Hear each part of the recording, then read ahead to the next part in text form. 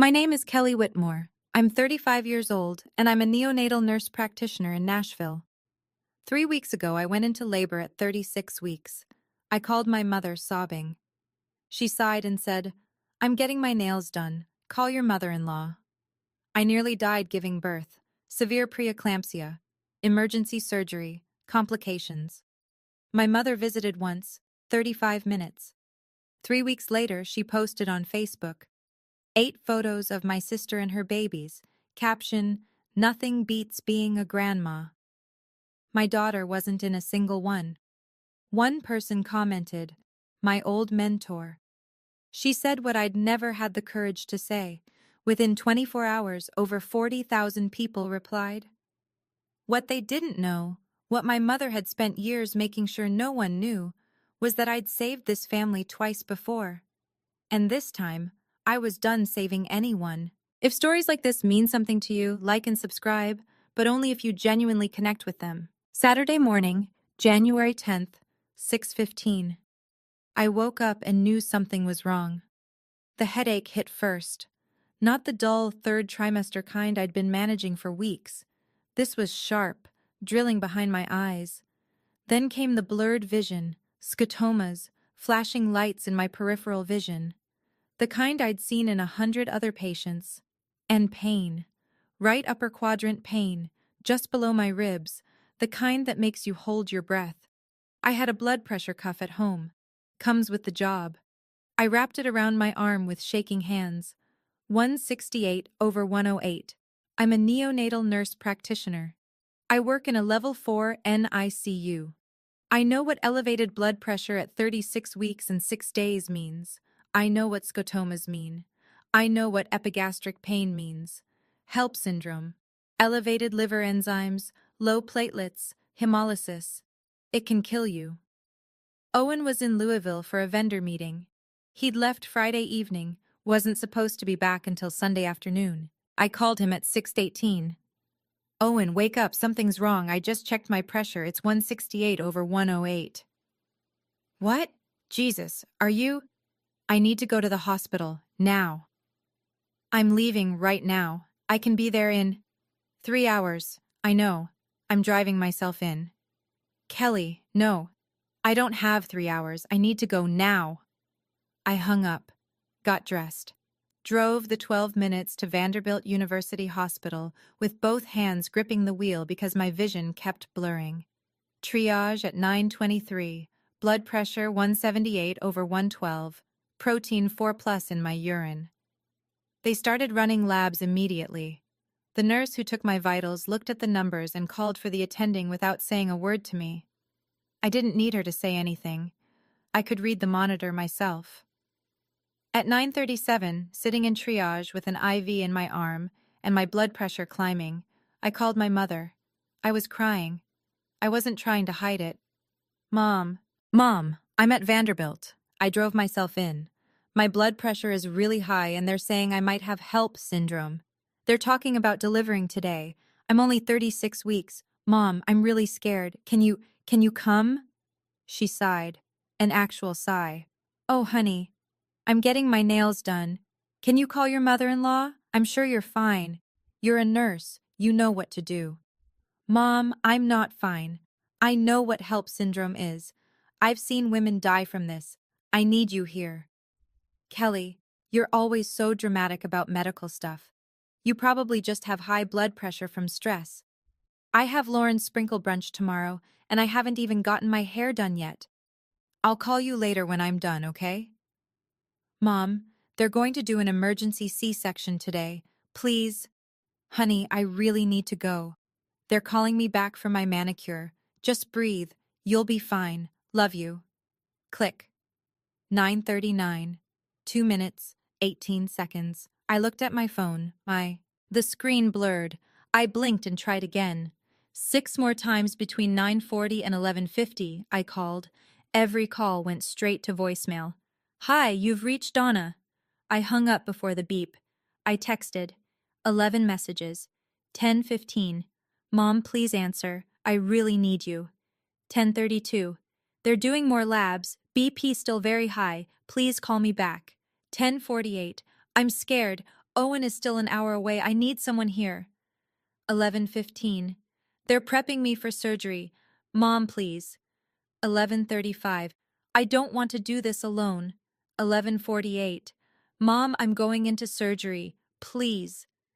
Every single one marked read within 2 to 15 minutes. Not one reply.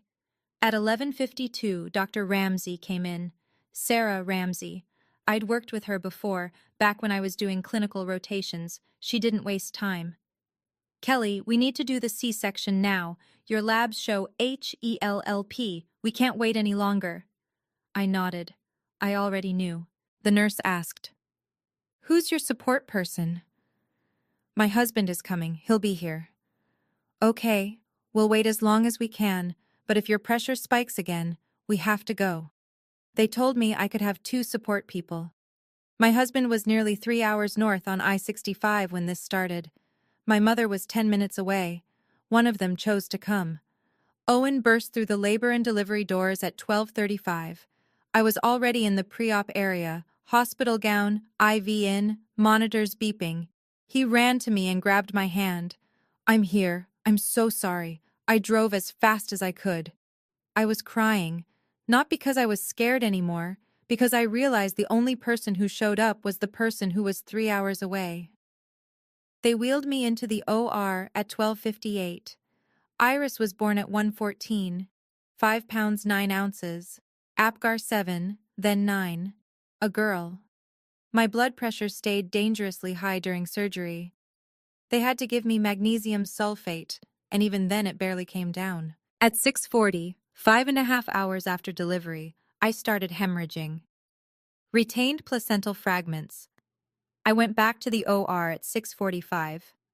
I was in surgery or recovery for 9 hours before they moved me to a postpartum room. My mother's phone log that day: 0 calls to me, 0 texts. At 8:15 that night, 11 hours after I'd called her sobbing from triage, my phone lit up. "How did it go? Boy or girl?" I stared at that text for a long time. Owen saw my face. "Don't answer that." But I did. 4 hours later, when I could finally hold my phone without my hands shaking.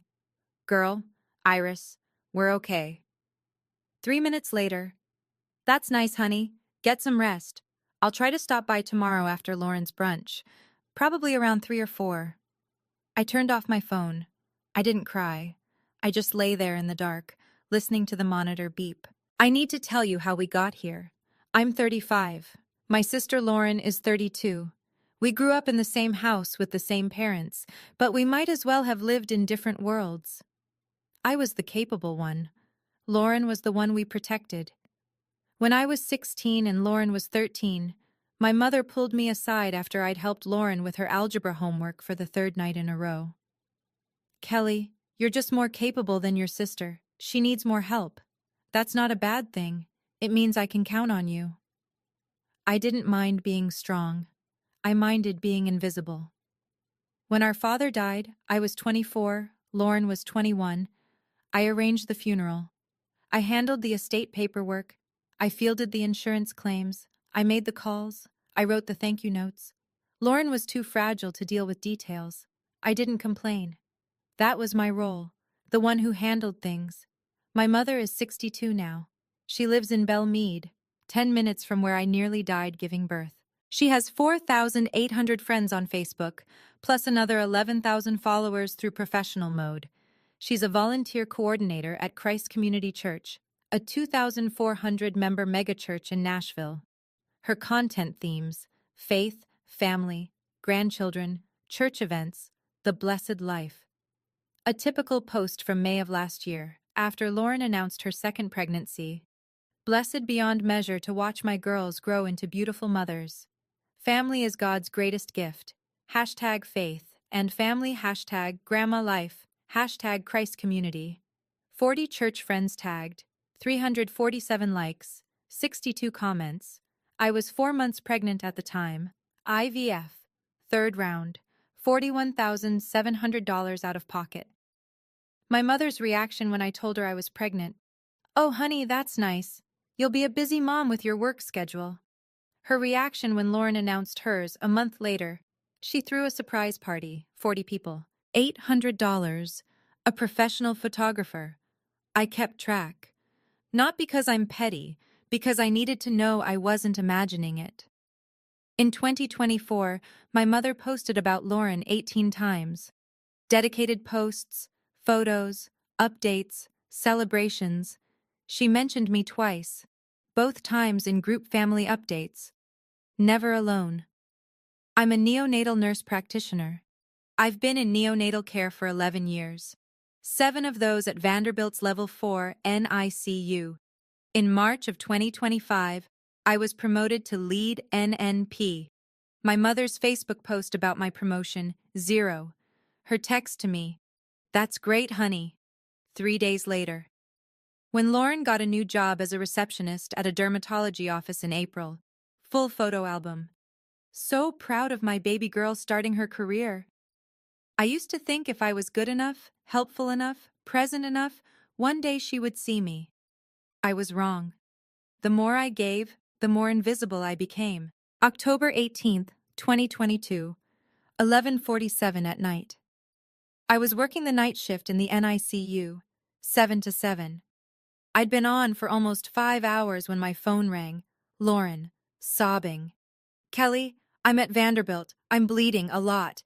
They said placental abruption. They're taking me to surgery right now. It's only 27 weeks. Kelly, what if—" "Lauren, listen to me. You're at the right hospital. I'm here. I'm in the building. What floor are you on?" "Labor and delivery, 3rd floor." "I'm coming." I ran down 2 flights of stairs, found Derek, my brother-in-law, standing outside the OR, pale and shaking. "They're doing an emergency section. The baby's heart rate dropped. Kelly, what do I do?" I didn't answer him. I ran back to the NICU. If they were delivering at 27 weeks, that baby would need us ready. 12:24 a.m., October 19th. A baby boy. 2 pounds, 3 ounces. Apgar 3 at 1 minute, 5 at 5 minutes. He wasn't breathing. I was the neonatal nurse practitioner on duty. I worked with the respiratory therapist. Intubation, surfactant, umbilical lines. 19 minutes later, we had him stable enough to move to the NICU. But that was just the beginning. My shift was supposed to end at 7 a.m. I didn't leave. Every 30 to 45 minutes, his vent settings needed adjustment. His blood pressure wouldn't stabilize. I stayed at his bedside, monitoring every number, adjusting every setting. 8 a.m., 10 a.m., noon, 2 p.m. At 7:15, the charge nurse found me. "Kelly, your shift is over. Go home. Rachel's here for day shift." "I know. I'm staying. He's my nephew, and I'm the one who knows his numbers." My 12-hour shift turned into nearly 19 hours before I left that baby's bedside. 4 vent adjustments, 2 episodes of bradycardia requiring stimulation, 1 blood transfusion. I coordinated all of it. I documented everything. I educated Lauren and Derek every step of the way. At 2:40 p.m., I finally went home. Slept 4 hours. When I woke up, I checked my phone. 0 messages from my mother, 3 from Lauren. "Thank you. The nurses said you stayed the whole time. I don't know what we would have done without you." I didn't reply. I was too tired. Mason, that's what they named him, stayed in the NICU for 73 days. I wasn't his primary nurse after that first night, but I checked on him every shift. I taught Lauren and Derek how to hold him, feed him, read his cues. My mother visited the NICU 4 times total. Each time, she posted 10 to 15 photos on Facebook. November 2022, after Mason had been stable for a few weeks, she posted this. "God works miracles. Our family witnessed one tonight. This tiny warrior fought his way into the world, and God held him through the storm. Praise him for his faithfulness. Hashtag miracle baby. Hashtag God is good. Hashtag NICU graduate. Hashtag proud grandma." 382 likes, 94 comments, every single one praising God. praising Lauren's strength, praising the miracle. My name mentioned 0 times. The word medical team appeared 3 times, generic, vague. God's miracle appeared 11 times. Church friends who knew I worked in healthcare. Several asked me at services if I'd heard about Lauren's baby, like I'd read about it in the news. On Mason's discharge day, my mother brought 2 church friends to take photos. Professional photographer, matching outfits, the works. One of them looked at me standing by the incubator and asked, "Are you one of the nurses?" Before I could answer, my mother said, "Oh, that's my other daughter. Kelly, can you take a picture of us?" I took the picture. 3 weeks after Mason went home, I got a $50 Starbucks gift card from Lauren and Derek. The card said, "Thank you for everything," or "We couldn't have done it without you. Love, L&D." From my mother, nothing. 8 months later, in August of 2023, my mother called asking for medical advice about Mason's cold. She phrased it like this: "You know, after everything he went through when he was born." I said, "You mean when I stayed 19 hours to make sure he lived?" She said, "Oh, Kelly, don't be dramatic. The whole team took care of him. You just happened to be working that night." I didn't say anything else. I'd learned something important. I could save someone's life and still be erased from the story. I just didn't know yet that I'd have to learn that lesson twice, and the second time, I'd be the one who needed saving. If you've ever been the person your family calls when things fall apart, but forgets when you need help, leave a comment. I want to know I'm not the only one. March 15th, 2025, 9:30 at night. My phone rang. My mother, her voice shaking. "Kelly, I need to talk to you about something. Can you come over? Not tomorrow, tonight. And don't tell Lauren." "Mom, what happened?" "Just, please. I can't talk about this on the phone." I drove to her house in Belle Meade, 22 minutes from my apartment. When I got there at 9:58, she was sitting at the kitchen table with papers spread everywhere. IRS letterhead. I think I made a mistake.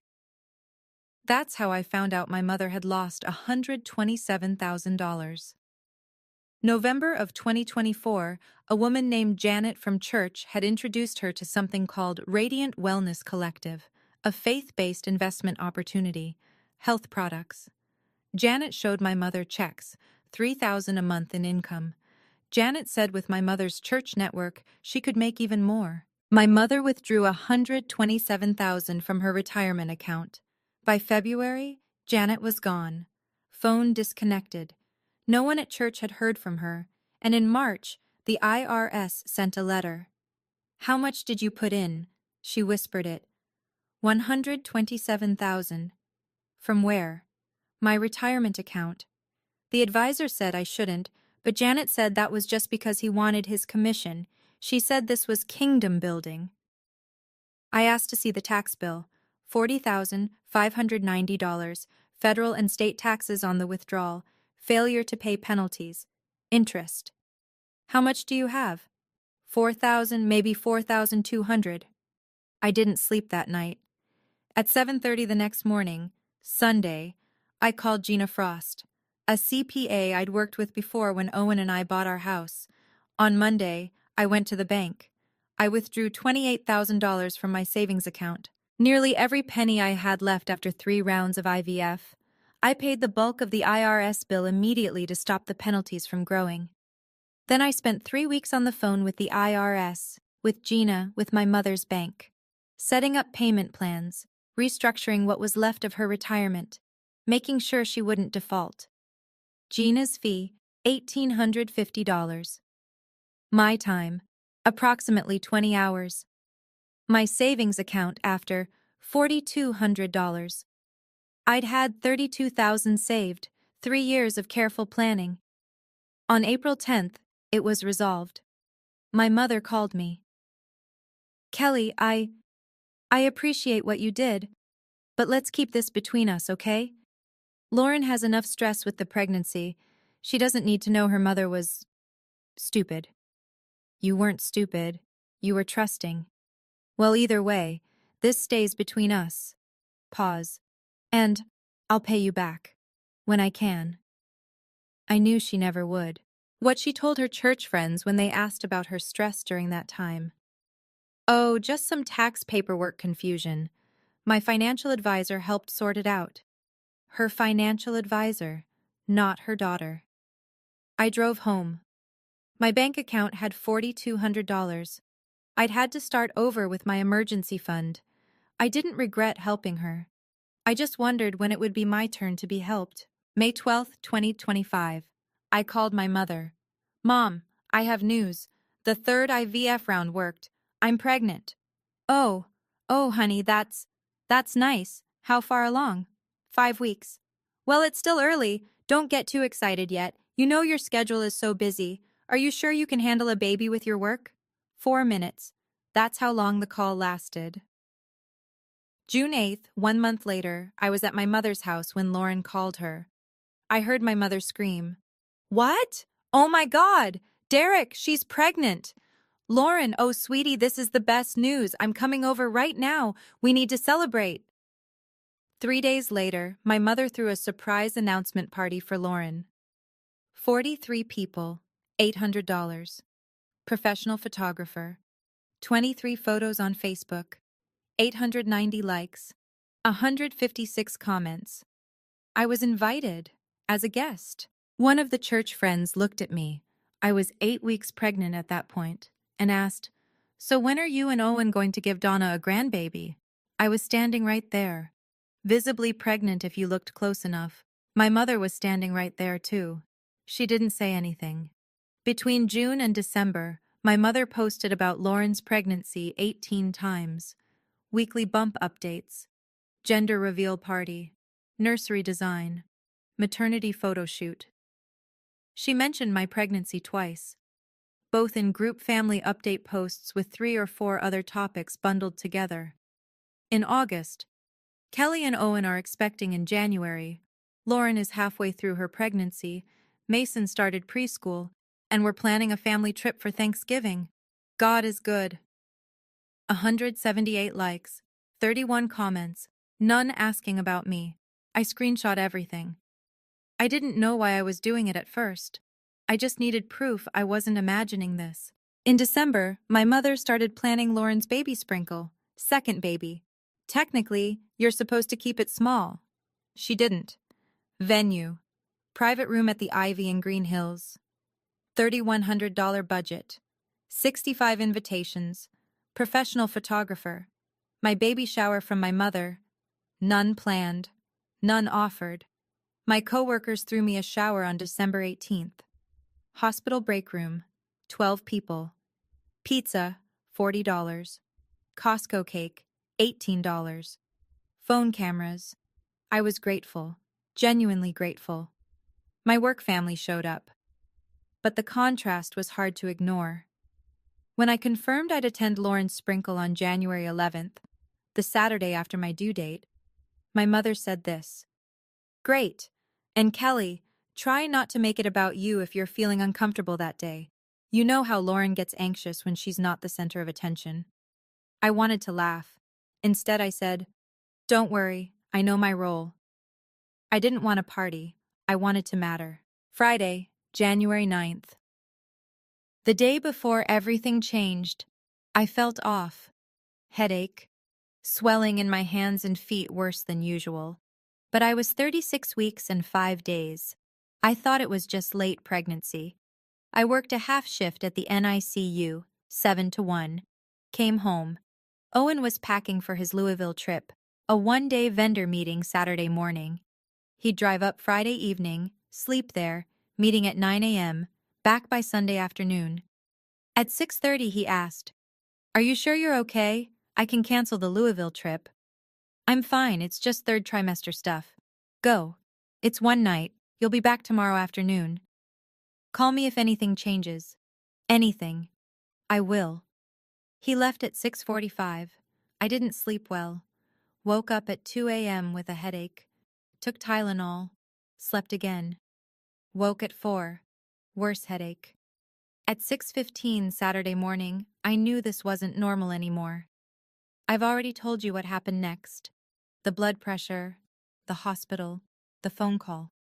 I'm getting my nails done. Call your mother-in-law. But there's more you need to know.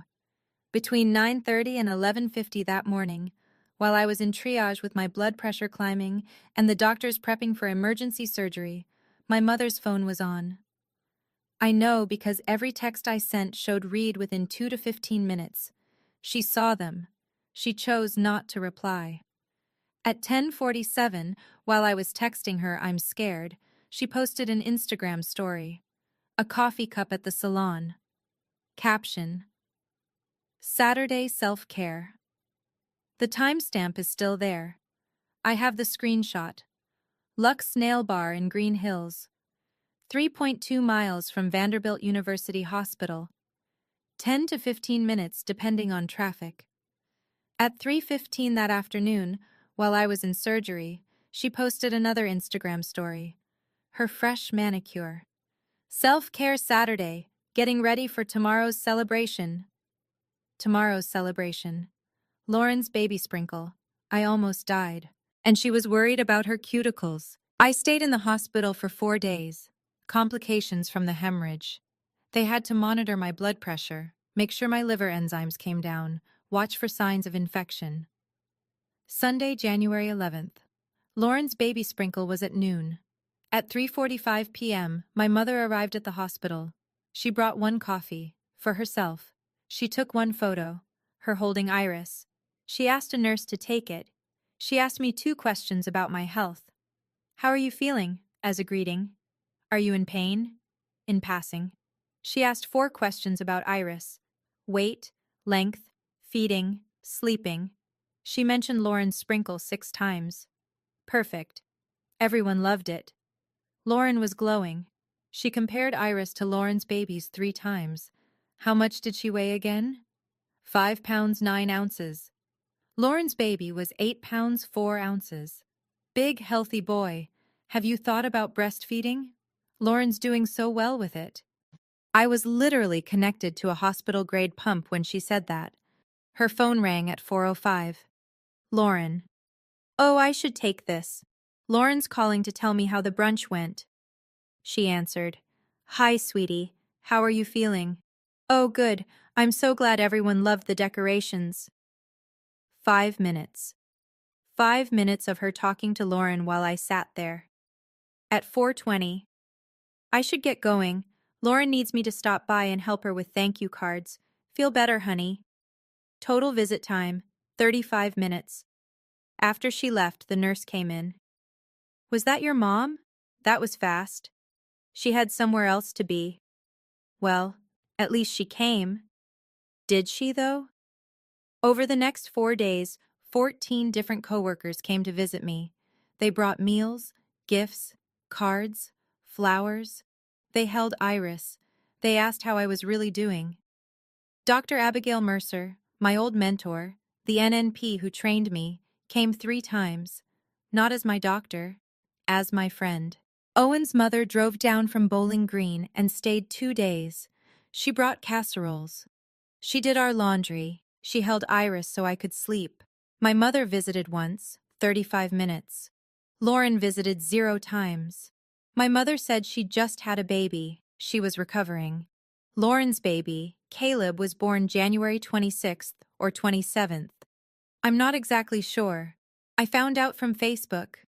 On January 13th, my mother posted, "My heart is so full. Lauren brought baby Caleb home today, and he is perfection. 8 pounds 4 ounces of pure sweetness. Being Mimi to this precious boy and his big brother Mason is the greatest blessing of my life. Thank you, Jesus, for these miracles. Hashtag Mimi Life. Hashtag Blessed Beyond Measure. Hashtag Grandma Love. Hashtag Boy Mom. Hashtag Caleb James." 47 photos attached. 0 mention of Iris. 0 mention of me. Iris was 3 days old. I screenshot every post. I saved every timestamp. I didn't know what I was doing. I just knew I needed to see it in front of me. I needed proof I wasn't crazy. On January 18th, 8 days after Iris was born, my mother texted me. "What did you name the baby again?" Someone at church asked, and I blanked. 8 days. She couldn't remember her granddaughter's name. I didn't reply for 4 hours. When I did, Iris. "Oh, that's right. Pretty name. Unusual, though. Is it a family name?" "No." "Well, it's different." Lauren went with classic names, Mason and Caleb. You can't go wrong with traditional. I didn't reply. Owen read the exchange over my shoulder. "Are you fucking kidding me?" "Don't, it's fine." "It's not fine. Nothing about this is fine." "I know, but I don't have the energy to fight right now. I just need to focus on Iris." I didn't tell him I was saving every text, every screenshot, every timestamp. I didn't know why yet. I just knew I needed the receipts. Late January, I started actively documenting. I pulled my phone records, 6 unanswered calls on January 10th. I screenshot my text messages, 11 messages, all read, 0 replies. I saved the Instagram stories with the timestamps. I printed my hospital admission records. I requested my NICU shift logs from October of 2022. I even pulled my bank statements. The $28,000 transfer to the IRS on March 17th, 2025. I put it all in a folder on my laptop. I labeled it Receipts. I wasn't gathering evidence. I was finally seeing the pattern. Sunday, February 1st, 11:47 a.m. I was sitting in the rocking chair in our bedroom, feeding Iris. She was 3 weeks and 1 day old. My phone chimed. A text from my friend Sarah. Did you see your mom's post?" A screenshot. My mother's Facebook, posted 20 minutes earlier. Nothing beats being a grandma. 8 photos. Photos 1 through 3. Lauren with Mason, her 3-year-old, the baby I'd spent 19 hours saving. Photos 4 through 6. Lauren holding Caleb, her newborn, maybe 6 days old. Photos 7 and 8. My mother holding both grandsons. Caption overlay on the image. Mimi's greatest blessings. Iris wasn't in a single photo. I wasn't mentioned in the caption. My hands started shaking. I had to put Iris down in her bassinet because I couldn't hold her safely. Owen saw my face. "What happened?" I couldn't speak. I just handed him my phone. "What the fuck is wrong with your mother?" I zoomed in on each photo, looking for any sign, any acknowledgement. There was nothing. I scrolled through the comments. By 1:22, there were 67 of them. "Beautiful family. You're such a devoted grandmother. Those boys are so blessed to have you. Family is everything." Not one person asked about Iris. Not one person seemed to know I existed. At 2:14 p.m., a new comment appeared. Dr. Abigail Mercer. "Interesting post, Donna. I remember Kelly staying nearly 19 hours during your first grandson's NICU crisis in 2022. 3 weeks ago, she went through a life-threatening delivery emergency while you were unavailable. Just interesting what gets celebrated and what gets forgotten." I read it 3 times. Dr. Mercer hadn't asked me if she could post. I hadn't told her to. She'd just seen it and couldn't stay silent. Within 15 minutes, there were 12 replies under her comment. "Wait, what? Who is Kelly?" I didn't know Donna had another daughter. I scrolled down. My coworkers were starting to share the post in private groups. NICU nurses, healthcare workers. By 6 p.m., there were 890 comments. By 8:30, 3,400. Former NICU parents were recognizing my name. 3:15 p.m. from a woman named Rachel. "Kelly Whitmore saved my daughter when she was born at 29 weeks in 2019. She is an incredible NNP. This is heartbreaking." 3:42 from another parent. "Wait, Kelly Whitmore from Vanderbilt, NICU. She took care of our daughter for 8 weeks. She's a literal angel. This is disgusting. 418 from one of my coworkers. I work with Kelly. She nearly died giving birth 3 weeks ago. Her mother couldn't bother to show up. But sure, nothing beats being a grandma. 455 from someone at my mother's church. I've known Donna for 15 years at Christ Community.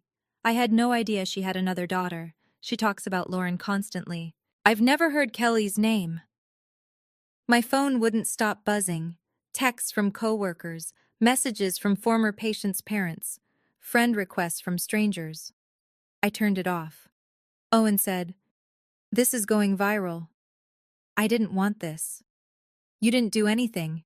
Dr. Mercer just told the truth. That's what scares me. By midnight, there were 12,100 comments. By 8 a.m. the next morning, 24 hours after my mother posted, there were over 40,000 comments and replies across the original post and all the screenshots people had reshared. The Nashville medical community was sharing it. NICU parent support groups, church groups, local mom forums, national NICU organizations picked it up. A local parenting blogger wrote about it. The Tennessean, Nashville's newspaper, reached out to me for comment. People were sharing their own stories. Healthcare workers talking about family members who didn't value their work. Adult children talking about being the invisible sibling.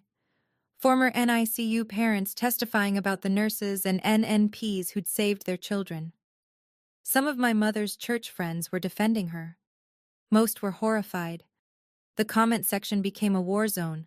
Support for me. Questions for my mother. Outrage, shock, testimony. At 11:30 Monday morning, my mother tried to delete the post. Too late. Screenshots were everywhere. News outlets had archived it. Monday morning, 8 a.m., I woke up to 247 text messages, 89 missed calls, over 400 Facebook notifications from people tagging me. I didn't have Facebook, I deleted it years ago, but my friends were forwarding everything. Owen handed me coffee. "You need to see this." "How bad?" "It's not bad, it's justice, but it's a lot." I spent the next hour reading comments, hundreds of them, from people I'd cared for years ago and forgotten. They remembered me. They remembered my kindness, my expertise, my hands holding theirs through the worst nights of their lives. A woman named Emma's mother wrote, "You probably don't remember me, but you cared for our daughter Emma in 2019 when she was born at 30 weeks. She's 5 now, healthy and thriving. When I saw your story, I immediately recognized your name. You sat with me for 2 hours one night explaining every wire, every beep, every number. You made the scariest time of my life bearable. I'm so sorry for what you went through. You deserved better. Emma is alive because of you. We will never forget." I didn't remember Emma. I'd cared for hundreds of babies, but her mother never forgot me. Strangers valued me more than my own mother. At 7:15 Monday evening, the doorbell rang. Owen answered, came back to the bedroom. "Your mom is here." She looked terrible, makeup running, eyes swollen. She'd been crying. "Kelly, please, you have to make this stop. People are saying horrible things about me. The church, my friends, they're all turning on me. You have to tell them it's not true." "Tell them what's not true?" That I'm a bad mother, that I don't care about you, that I abandoned you."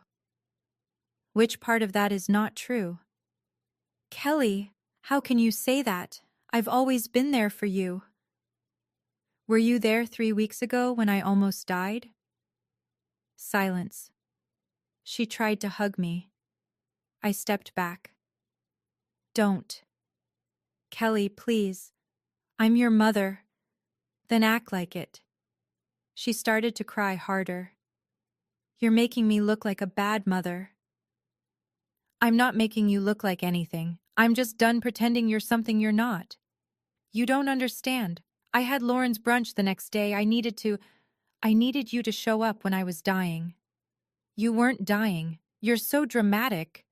HELLP syndrome, emergency C-section. C. Second surgery for hemorrhage. I lost 2 units of blood. The doctor said if I'd waited another hour, I might not have made it. But sure, Mom. Dramatic. She changed tactics. After everything I've done for you, I cut her off. Like what? Be specific. She stammered. I gave you a good home. I raised you. You want to talk about what you've done? Let's talk about what I've done. Her face went pale. I spent nearly 19 hours making sure your first grandson lived. You told everyone it was God. Kelly, last March, when you lost $127,000 to that wellness pyramid scheme and owed the IRS $40,000, who bailed you out? Who spent $28,000 of their own money so you wouldn't lose your house? She looked genuinely shocked. How did... You promised you wouldn't tell anyone. And you promised you'd pay me back. You promised you'd be there for me next time. So where were you 3 weeks ago? I was going to pay you back. I didn't want money. I wanted you to show up, just once, just when it mattered. She tried religion. God teaches forgiveness. God also teaches showing up. You chose a manicure over your daughter's life. She switched to victimhood. This is killing me. Do you know how many people have called me? How many messages I'm getting? My own pastor asked me about this. Good. Maybe you'll finally understand what it's like to be invisible. What do you want from me, Kelly? Tell me what you want and I'll do it. Nothing. That's the point. I don't want anything from you anymore.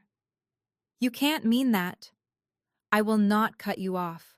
Iris will know you exist. But I'm done being your emergency contact, your financial advisor, your free medical consultant. I'm done being the daughter you only remember when you need something. If you want a relationship, you can earn it. But the version where I give everything and you give nothing, that's over. She stood there silent. Then she turned to leave. At the door, she turned back. For a second, I thought maybe she'd apologize. You'll regret this. She closed the door. I stood there. I didn't cry. I didn't collapse. I just thought. I didn't burn the bridge. I just stopped maintaining it for free. Late February, 6 weeks later. I went back to work 3 days a week. Iris started at the Vanderbilt Employee Daycare. I started therapy, weekly sessions with a counselor who specialized in family trauma. My mother sends texts every few days. How's Iris? I reply. Briefly, factually. February 24th. She's good, gaining weight well, sleeping better. That's good. Lauren's boys are doing great too.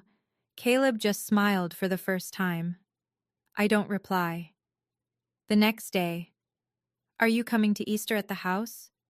We have plans. Oh, okay. She hasn't apologized.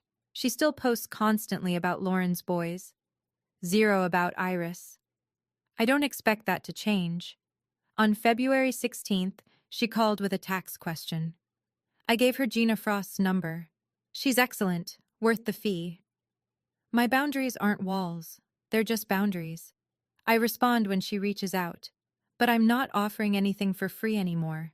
Not my time, not my expertise, not my emotional labor. 4 families who'd had babies in my NICU between 2018 and 2021 reached out after the story went viral.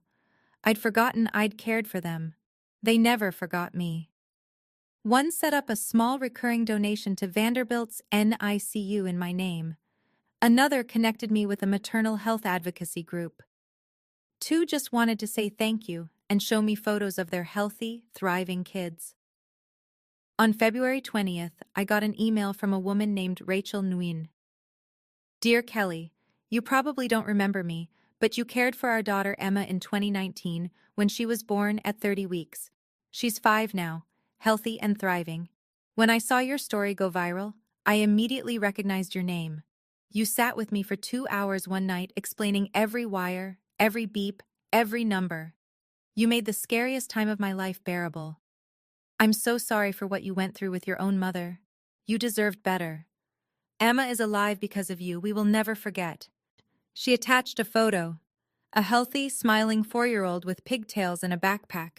I remembered the case now. Twin B touch and go for weeks. I'd stayed late multiple nights. I forgot her, but her mother never forgot me. I looked over at Iris, 7 weeks old now, sleeping in her bouncer. I whispered, "You're going to grow up knowing your value doesn't depend on how useful you are." My phone buzzed. Owen's mom. "Bringing lasagna tomorrow. Don't cook, just rest. Love you both." I smiled, replied, "Thank you. Love you too."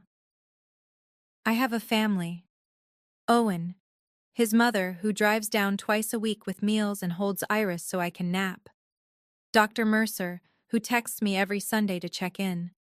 My coworkers, who rotate bringing dinner and giving me breaks. My chosen family. On February 27th, late evening, my phone rang. My mother. I let it go to voicemail. Later, I listened. "Kelly, it's Mom. I wanted to—" "Never mind. I hope you and Iris are well. Call me if you—" "Never mind." I deleted it. Not from anger, from clarity. I used to think family meant showing up no matter what. Now I know. Showing up is what makes you family. And some people will never earn that title back. I'm okay with that. Because the people who did show up, they're my family now. If you've ever had to set a boundary with someone who thought your love was automatic, tell me what happened. Someone reading your story might need it tonight.